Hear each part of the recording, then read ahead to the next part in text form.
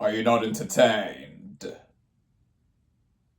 What is up, everybody? Random Random Man here, bringing you my review for Gladiator 2 in one take. Yes, a big picture right here. So let's get right into talking about this epic historical action film. The plot follows Lucius, who is forced to be a gladiator after his home is invaded by the Roman army led by General Acacius.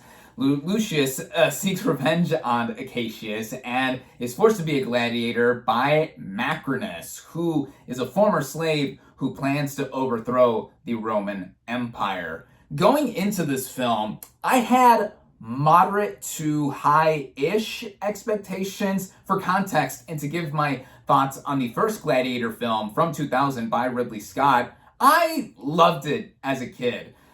In elementary/middle school, when I first saw this, I'm not sure the exact year or so, but around that time period when I was a kid, I was just so into that kind of movie. The swords and sandals genre as a whole, including classics like Ben-Hur and Spartacus, those films are my jam. I'm a history nut after all. That is what I majored in and graduated with a degree in college, and so many other things coming together with that, on top of the action and just me being so into it as a young kid. Yeah, that just made me be taken by something like Gladiator. And Gladiator was a huge hit back then, of course. It won quite a few Oscars, including Best Picture and Best Actor for Russell Crowe. He is iconic as Maximus here. And I went back to this movie a few nights ago to prepare for this sequel, and I was surprised how soulful it was at times, and also effective in terms of the characters, the action. A lot of it really still holding up to today's standards, I would feel.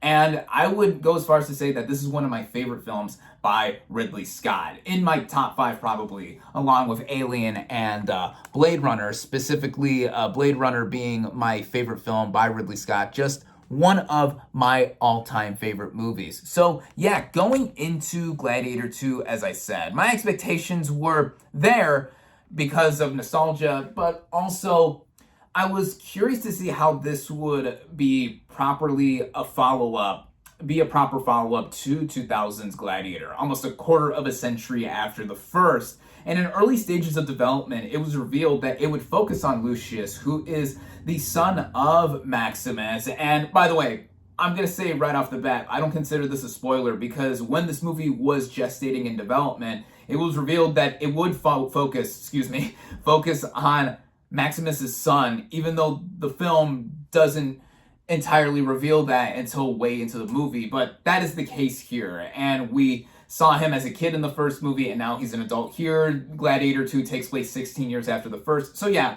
there was that, and then most of the cast that was assembled here I am a big fan of. Ridley Scott also returns here as a director. He's also a producer. And yeah, seeing it all come together, I was like, well, let's see how it ups the ante of the first movie and then just progresses further into its history. Though these movies are not very concerned with historical accuracy, but I'm not going to mention that neither here nor there in terms of the quality of Gladiator 2 specifically. So yeah, as I showed with my ticket stub, I saw this thing in theaters where it is only currently available. And starting out with the cast and their performances, we have Paul Mescal as Lucius. Now, he was quite an interesting choice to be Lucius. He is an actor who's mostly known for smaller projects. For film, I think most audiences are familiar with him with 2022's After Sun, which is a beautiful movie. I love this movie. I would go as far as to say that this is one of the best films of the decades thus far. And Mescal deservingly got a Best Actor Oscar nomination for this film. And seeing that now, this is easily the biggest project he's ever been involved with.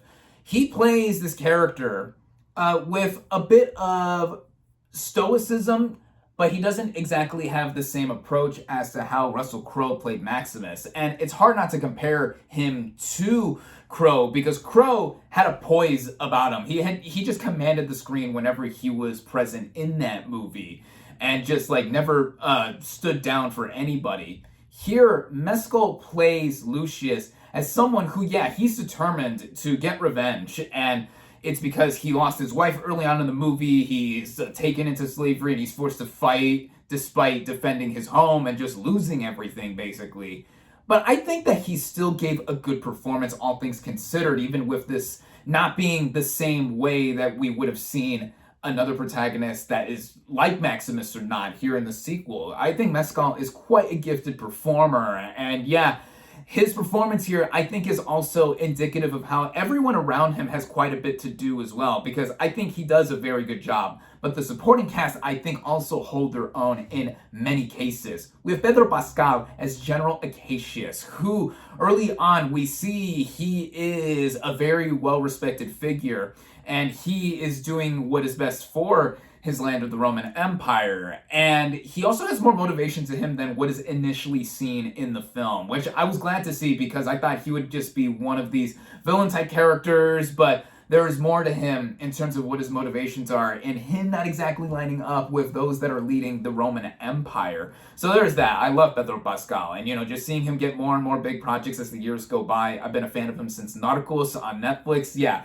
I'm just rooting for him all the way. There's also Connie Nielsen coming back as Lucilla, who is the mother of Lucius, and she and only one other cast member from the first film come back for this film. First off, she is gorgeous. She looks like she barely aged at all from the first movie, having seen that in this film almost back to back. Of course, she was in the Wonder Woman movies as well, but yeah, she looks great. And then here, her character has some detailings in terms of the plot. I mean, in the first film, she's basically standing to the side next to her brother, played by Joaquin Phoenix, in leading the Roman Empire, but also seeing Maximus fight. And then here, once she sees that her son is a gladiator, she is just thinking, wow, oh my God, I haven't seen him in forever. And then also, this situation is thrust upon me and the rest of the Empire as a whole. Yeah, Nielsen, I think, does well here. And then the big new player I gotta mention, of course, is Denzel Washington as Macronus. When I saw him in the trailers for this film, the first trailer didn't necessarily grab me. I also didn't like the choice of that one Kanye West song being played. Denzel Washington, was one of the big reasons I wanted to see this thing anyway, because Washington, of course, is a legend. He's a class act, one of the best ever, one of the GOATs, what have you. And him playing what I would describe is a mix of Joaquin Phoenix's Emperor character from the first film and Oliver Reed's character from the first film, the late great Oliver Reed, who was the guy who was handling all the gladiators in the first film. He plays a mixture of both characters, and just him being just flamboyant at times, but also having the sense of cool about him, despite his kind of nefarious deeds and methods that he's planning. I mean, he gives one of my favorite performances of the year. And there's a lot of talk about him possibly getting another nomination for Best Supporting Actor and could even win. Let's just slow our roll on Oscars for a sec. But in terms of Washington's performance here, he really does steal every scene in this movie. And, opposite Mescal and then other players here, just what he does, he really shows that he is one of the best ever, one of the best to ever do it, acting and whatnot. There's also the two twin emperors here, played by Joseph Quinn and Fred Heschinger. Those are villain characters that are basically more stock archetypes. I mean, they are over the top. They're like, they go like that, and being all lavish, but also looking very pale. Part of it is makeup. That's just the way these characters are designed and what their looks were going after. They were fine. They were fine, I thought. And what they were doing in terms of just being there as figures that, like I said, there's plans to overthrow the Roman Empire and them being antagonized anyway. So they fit for what they were supposed to do. And there's also Derek Jacobi, who comes back from the first film. It's him and Nielsen that are the only members of the first film to come back here. He plays a member of the Senate who is very loyal and close to Lucilla. And yeah, it was nice to see him here. But of course, the main players that I've just been talking about, most of them I think do really well. And it's really Denzel Washington's show for a lot of it whenever he is in here. And yeah, with the performances, I think they're mostly there and just mostly working into the plot when it gets going. And speaking of which, the writing here was done by David Scarpa, who previously worked with Ridley Scott on last year's Napoleon film. And here, this is a story that right off the bat does follow a lot of similarities with the first film in terms of its structure. It opens with the opening credits in a cool animated, like painterly, like recap of the first film. In case you haven't seen that film, and we get to see glimpses of characters like Maximus in the first film, and we open with this big action sequence where Lucius, he's living in northeastern Africa, I believe, and his home is invaded by the Roman Empire, led by General Acacius, and after the fallout of that, him losing his wife and him being forced into slavery and becoming a gladiator, then the plot gets going. For the first 2 acts or so, it kind of sort of is reminiscent of the first film in that way. I wouldn't say it's an exact rehash, but it follows that kind of flow very closely, and I thought it was working mostly because I think what was developed with the characters and what we saw for bits and pieces, and how the movie was just showing itself and just its style and its scale, also the directing by Ridley Scott, that is what got me into it and watching it, and entertained, for lack of a better term. And as it keeps going, we see more of the motivations and more intrigue, politically specifically, given that it's about the Roman Empire. I mean, politics are everything in terms of this era of history. That is when multiple other plot threads go into play. Of course, we're still focusing mostly on Lucius. He wants revenge on Acacius. He's at the behest. He's like under the control of Macrinus and other characters and other side dealings going on in between. And I think that in the flow, the directing by Ridley Scott, he's in his mid to late 80s, I believe, and he still knows how to make a movie and just make a film on a grand scale like this, and just showing that, you know, he is one of the most legendary figures in terms of Hollywood filmmakers and just what have you.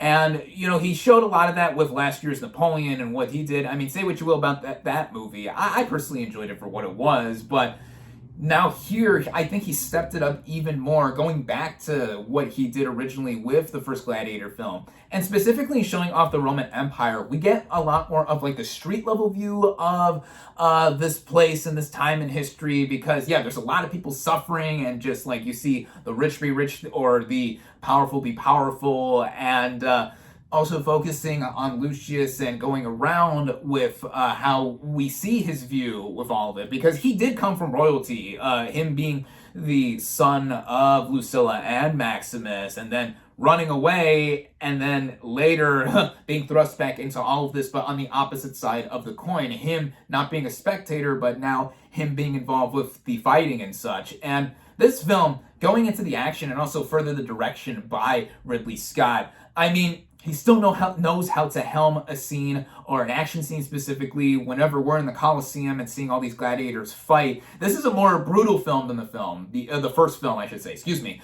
This is a more brutal film than the first film. There are brutal battles here, whether you're talking about the sword-on-sword action, it's a lot more bloody than what the 2000 film brought on. But, you know, these films, I think, show a lot of, you know, how this was considered entertainment back then, and just the brutality, if I can say brutality any more times, with this kind of setting. And there's variety in terms of the action sequences, too. Again, I'm not going to harp on the historical inaccuracies that these two movies have, because, yeah, there's stuff that's changed for creative license and liberty in terms of what we are seeing in the battles. And Scott clearly wanted to up the ante for these battles. I mean, we get regular sword-on-sword action, as I mentioned. Then there's early on a battle where these gladiators / slaves are just released into an arena, and they're being attacked by monkeys, these like really scary looking monkeys, which are mostly CGI. I mean, the animals that we do see in here are comprised of VFX mostly. We see those monkeys, we see sharks, as at one point the Colosseum is filled with water, and it's a recreation or just a kind of naval battle between the Roman army and the gladiators fighting. And, you know, that is a standout scene, even though it went pretty quick. The visual effects here mixed with how the movie is shot, I think it is well shot.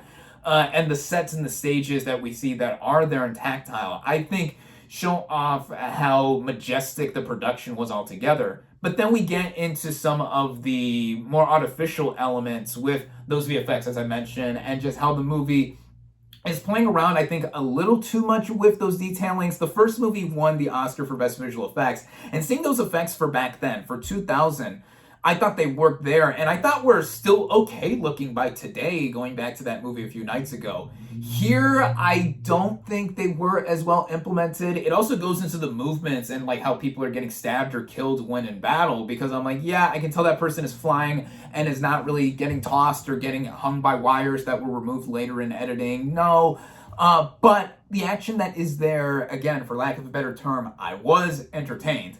And the overall visual style of this movie still kept me going and like viewing how it was happening here. The music I also thought was fine. Hans Zimmer did not return to score this film, and I thought his score for the first movie was so regal, so ethereal, just so epic sounding. This one has a little bit more oomph, I think, in terms of the score. It's more punchy. It wasn't necessarily trying to completely imitate what Hans Zimmer did before. But yeah, again, I thought it was fine in keeping the pace and just the overall feel of this movie going.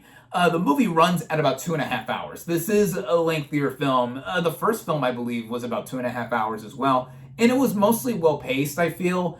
Then the third act of the movie happens. There's a specific confrontation that happens between two characters. And I thought it was a bit rushed. And then I thought the movie was going to end a bit after that. But then I was realizing soon after that, oh, there's still a bit more movie to go after this.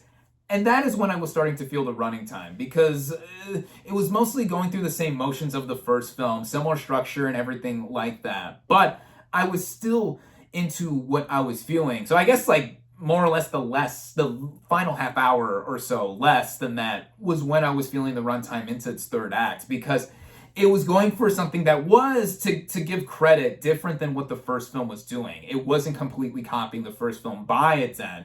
But the movie is already feeling like it is over the top and out there in a lot of aspects. There are also just the stylings of Scott that I think he is unapologetic for, but I think helped this movie overcome the shortcomings of how it was falling back on the first film, and then all of the detailings in terms of some of the visuals and just how some of the composition came together. There's also so much in terms of the political intrigue that I was into, but some I think may find a little too much if you're not really into the plot anyway, because again, there's more plot threads here than in the first film. The first film kept it simple, and I think that was partially why it was such a huge hit, and on top of it being the rejuvenation of the swords and sandals genre.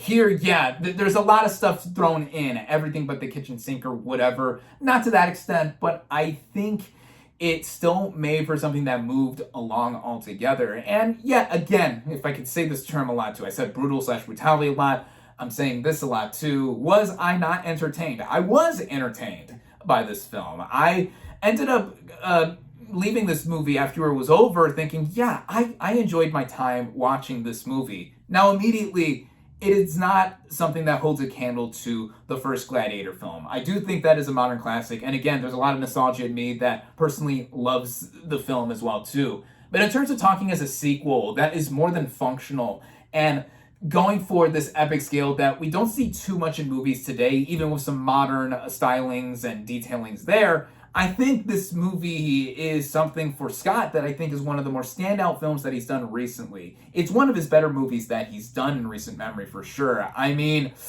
comparing what I've seen from him in the last several years, I did like this film more than his two Alien prequels, Prometheus and Alien Covenant. I like this more than House of Gucci. I like this more than last year's Napoleon. And then people forget, he did All the Money in the World the same year as Alien Covenant in 2017.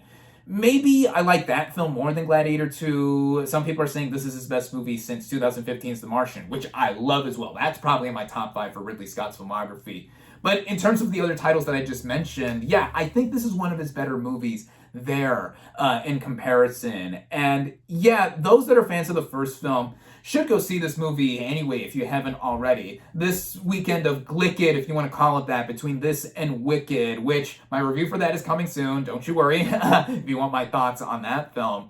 It's cool that we're seeing these two big movies come together. It's kind of a mini Barbenheimer, not to the big scale of what we saw last year, but it's cool that we're seeing these kinds of studio pictures that are IP-based, but they are bringing out filmmaking that is getting people excited to go back to the movies. And next week being Thanksgiving weekend here in the US, I mean, these two films and then Moana 2 is also a big choice for people to go see for their holiday. And just on its own as a film, I think Gladiator 2 is a good sequel.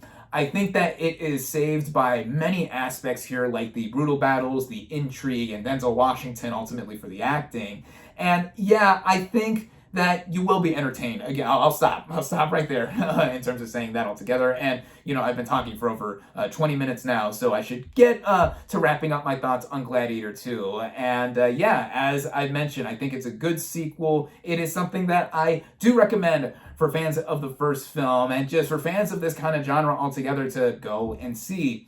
With all of that, there's nothing left to do but give my final verdict for this film. My final verdict for Gladiator 2 is 3.5 out of 5 stars. And there you have it. Thank you all, as always, for watching. Be sure to like this video, comment on what you thought of Gladiator 2. Social media links in the description. Subscribe to my channel for more, and I'll catch you on the next movie review.